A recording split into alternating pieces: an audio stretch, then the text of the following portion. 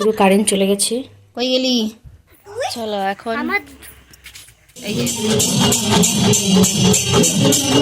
তো হ্যালো বন্ধুরা, সবাইকে জানাচ্ছি গুড মর্নিং। আর সকালবেলা আমরা বেরিয়ে পড়েছি। এখানে কোথায় যাচ্ছি সেটা তোমরা আস্তে আস্তে দেখতে পারবে। তবে জানি না, অনেকেই আন্দাজ করতে পারো, কারণ সাধারণত আমরা গাড়িটা নিই একটা জায়গায় যাওয়ার জন্যই।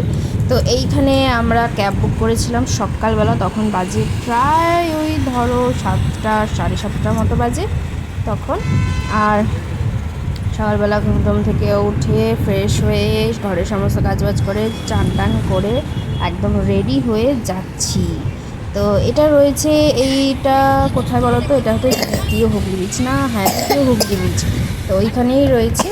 তো ওখান থেকে আমরা আবার যাব, এখান থেকে যাচ্ছি অ্যাকচুয়ালি হাওড়াতে। অ্যাকচুয়ালি ক্যাবটা নেওয়ার দরকার ছিল না, বাট আমাদের একটা কারণের জন্য নেওয়া হয়েছিল। কিন্তু যে কারণের জন্য নেওয়া হয়েছিল সেইটাই হলো না।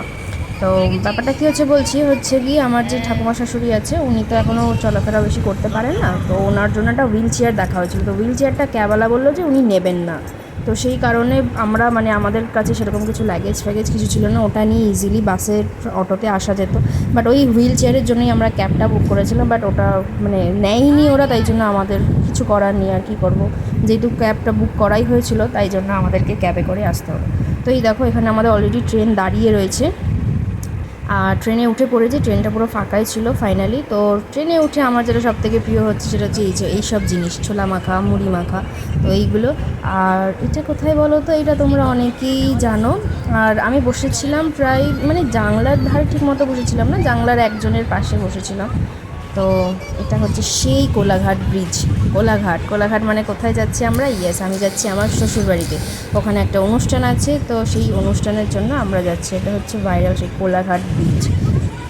অসাধারণ লাগে দেখতে কিন্তু কোলাঘাট ব্রিজটা। ওদিক থেকে গাড়ি যাচ্ছে, তার এই পাশে দুটো এতটা বড় ব্রিজ যে ট্রেন দুপাশ দিয়ে ট্রেন যাচ্ছে, তো ভালো লাগে। যাই হোক, তো চলো একেবারে ট্রেন থেকে নেমে দেখা হচ্ছে। কিছু করবে না, বাধা আছে তো।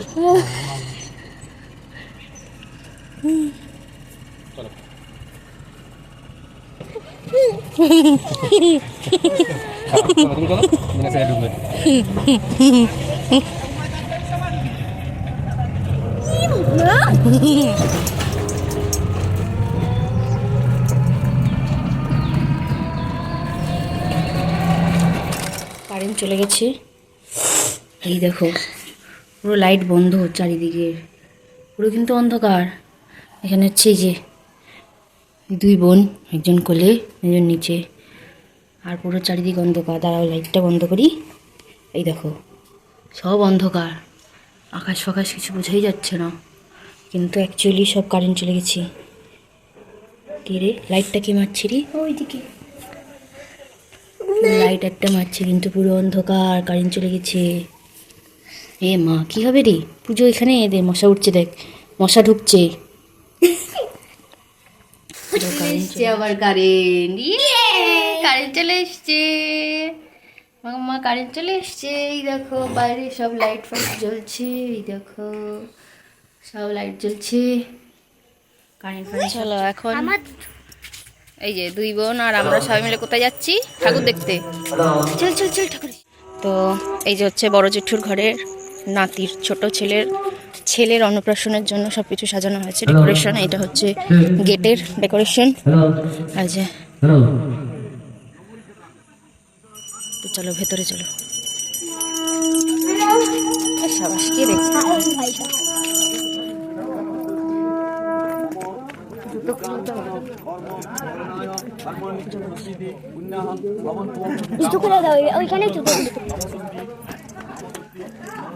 তুমি জুতো পরে থাকো, আয় আসো।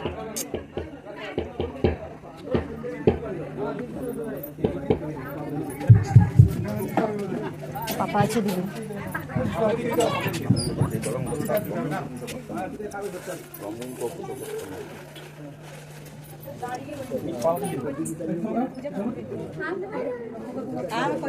এখানে এই দেখো ভাইকে দেখেছো ভাইকে ও না ও ওই দেখো ঠাকুর দেখেছো মিষ্টি চলো ওইদিকে আসো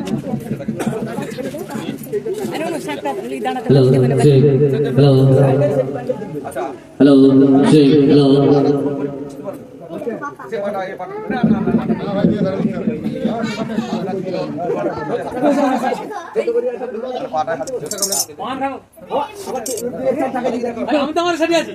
কই গেলি আমি ও কীর্তনালয় এসছে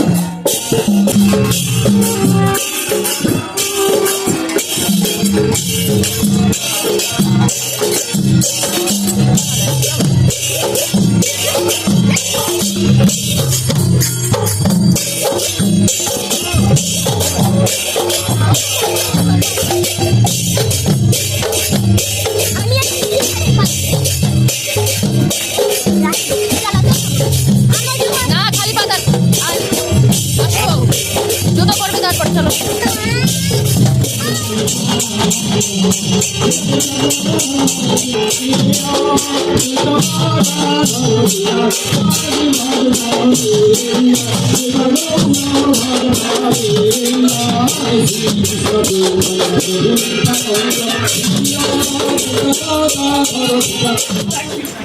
তো এখানে আমরা চলে এসেছি খাবার খেতে। তো এই যে কদিন আছে প্রায় 3-4 দিন মতো আছি এখানে। 3-4 দিন সকাল থেকে রাত অবধি জেঠুদের ঘরেই নিমন্ত্রণ আমাদের, ভাত খাওয়া থেকে শুরু করে সকালের ব্রেকফাস্ট সমস্ত কিছু জেঠুদের ঘরে নিমন্ত্রণ।